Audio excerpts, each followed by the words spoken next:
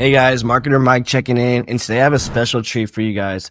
So I have an account that just made $500,000 last year alone. I'm going to give you guys an exact breakdown of exactly what we were doing, how we got to those numbers, what worked for them, and what didn't. Now, I already actually showed this brand through October. This was a brand that was doing about $4,000 a day in October, and we actually ended up scaling even more through the new year. Black Friday helped us out, as well as, Christmas and everything like that. We used that to go ahead and raise our budgets and then continue staying at an elevated amount. So no further ado, let's go ahead and get right into it. So here we are on the brand, and I'm going to go ahead and go through the analytics with you guys just so you guys can see kind of an overall story of what was going on.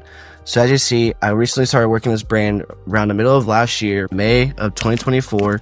And since then, we've done over $500,000 in sales, 530K to be exact, with a 7K increase from the previous time. That's up over 3,000 orders. And now let's go ahead and go into the analytics just a little bit more in detail. So here was a brand when they first came to me. Through March and April, they did equivalent of $7,000, so about $3,500 a month.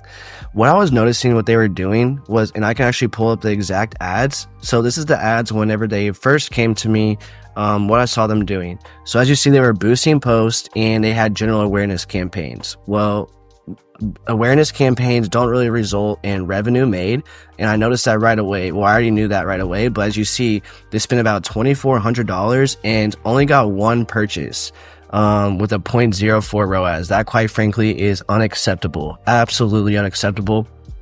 They were working with another marketing agency, another individual who was like trying to convince them that this was the right way. They had to continue to spend money to make money, and I showed them these results right away, and they were like astonished that that was going on.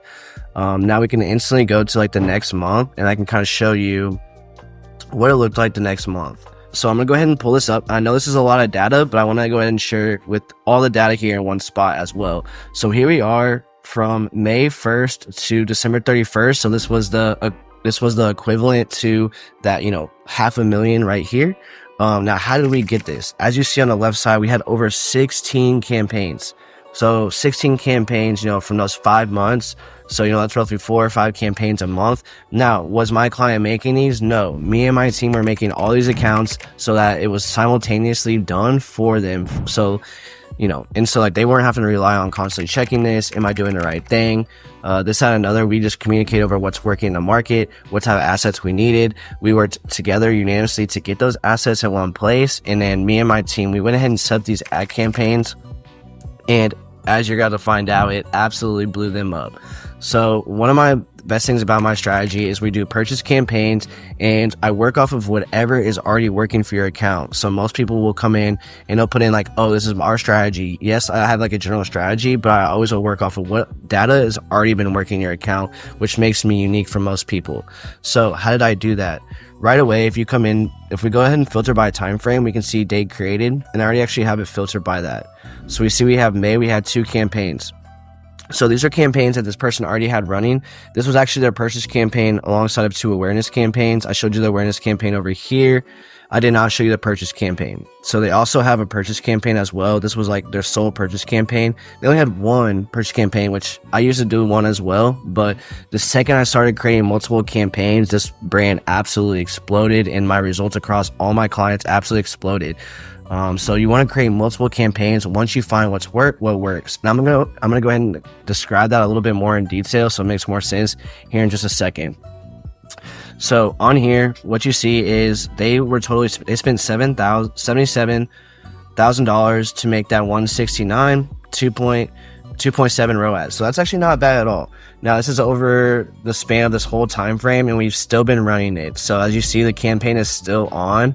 This is an OG audience, OG ad that's been absolutely running. It has a ton of engagement. We're using the exact post engagement. So when I came in, I saw that this ad had, over 1,000 comments. I saw that it had over 100,000 views and, a ridiculous amount of likes. So what I did was I used existing posts, and I went ahead and created that alongside their best audiences that they were already using, which was broad. I believe it was going to be like a couple TV shows and stuff like that. So I took that same exact post and I went ahead and put it with like ads or audiences that I thought would work best for this brand, and it absolutely blew it out of the water. And as you see, we're still running into this day. Now, if we go ahead and continue on, this was also a campaign that they were running. Didn't work out. They got away from it pretty fast. So what did I do? Instantly, I wanted to retarget all those people that, have engaged with them in the last 180 days. They had so much people that were engaging with them and such a likeliness of their brand that, it's about getting in front of those people multiple times. Most of the time with Facebook ads, if you're just running top of funnel, you're only targeting those people within the first 7 to 28 days. They don't purchase with you within that first week or 28 days. Like, you're never going to see them again. They're never going to see you again. This is where retargeting comes in a huge play. So every time that they pull up their Instagram, every other time they see you, it's that omnipresence, that omni-channel. Okay, this person's legit. They're everywhere. Then people start to buy. We all kind of know like the mere exposure effect. And then also, we know it usually takes about 7 touch points for someone to buy. Well, actually with this, I think it's actually gone a little bit higher with people's attention spans being even less. I think it's about, upwards of 7 to 11, upwards of 14. So people need to see you over and over again from different angles. And that's exactly what I did right away with this retargeting. And as you can kind of see, like the second I started implementing this retargeting, that was like the 6th. So they were cruising, on their own kind of a little bit. As soon as I went to see, I put their best ads inside of the best audiences, boom, they blew up over 500% in the very first month, which was absolutely first 30 days, which is absolutely insane. This is where they start to understand, okay, this is actually possible. Like we can blow this brand up. We have huge potential here. Now, continuing on, I was like, this is nowhere near the top. Like, this is nowhere near the top. And, we continue to test. Let's continue on. So I was retargeting. As you see, I got a high frequency, almost 5. But as I mentioned, like people can have a touch point of like 5 to 7 before they buy, or 7 before they buy. So this actually worked, pretty decently well for us. However, we did get away from it pretty fast. This top one, they had some celebrities in there that we didn't want to quite expose just yet with our competition. So we turned that off. And then we had this other audience that got to warm up and did pretty well. Continuing on, as you see in September, we actually created a good number of campaigns. So in September, I went ahead and created another audience here. So I tested a whole bunch of entries. Now we can filter by purchases. And as you see, some of them got over like 200 purchases. And some of these are some of the best ones are even still running to this day.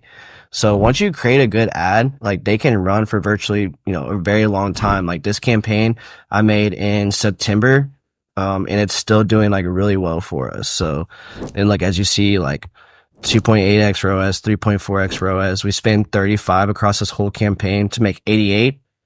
Now it's important, as you see, I tested a ton of interests, 21 different ad sets. Those are 21 different interests. So it took me about 21 chances. And out of those 21, we'll say, the top 10 to 15 were profitable for me. So you got to test multiple interests. Once you find the very best ones, that's when you want to go ahead and maximize them or keep them on if they're going to continue to work for you. So once I went ahead and found out what was working for me, this person actually wanted to do another line of products. So we went ahead and created another line of product as well. Let me go back to the filter. So we went ahead and I created another retargeting 4.0 now. And as you see, my frequency is now at 10. Again, I was mentioning like 10 to 14. And as you see, my ROAS did start to decline a little bit. It's been about 5,000 to make, that 10, but it's still about a 2x. So it is definitely above their break-even ROAS. Continuing on, as you see, then we got into October and November. So in October and November, what we went ahead and did was we created a ton of Advantage Plus campaigns. So we got a little bit away from the interest testing. We did Advantage Plus campaigns. I like to do these for like seasonal campaigns, like, anything that's seasonal or promotional, like Valentine's Day, New Year's, Black Friday, like Thanksgiving, like any of these things, like Black Friday, I guess is Thanksgiving. Any of these things that are like really fast and instant, like a couple weeks, I'll create a separate Advantage Plus campaign. Now, why do I do this? I do this so that it doesn't affect my current campaign. If I put that in my evergreen or like year-round campaign, what's going to happen? It's going to favor that promotion or favor those ads. And it's going to spend all the money on those ads. Now, as soon as that promotion or that season's gone, the algorithm, the campaign is going to fall on its head. Why? Because the best ads that have been spending the most money are going to stop, working, and then Facebook's not going to know where to divert the spend. And so now this whole campaign that was working and was warming up really good is now completely dead. So instead of doing that, what I do is I separate it by making a separate campaign. Inside that separate campaign, I go ahead and I'll put anywhere from like 5 to 7 ads inside of it. As you see, this was right at 5, and usually you'll have anywhere from 1 to 3 winners.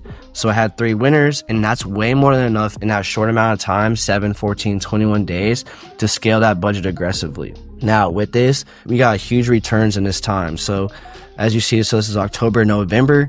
Going back over, let's go last 365 starting in May.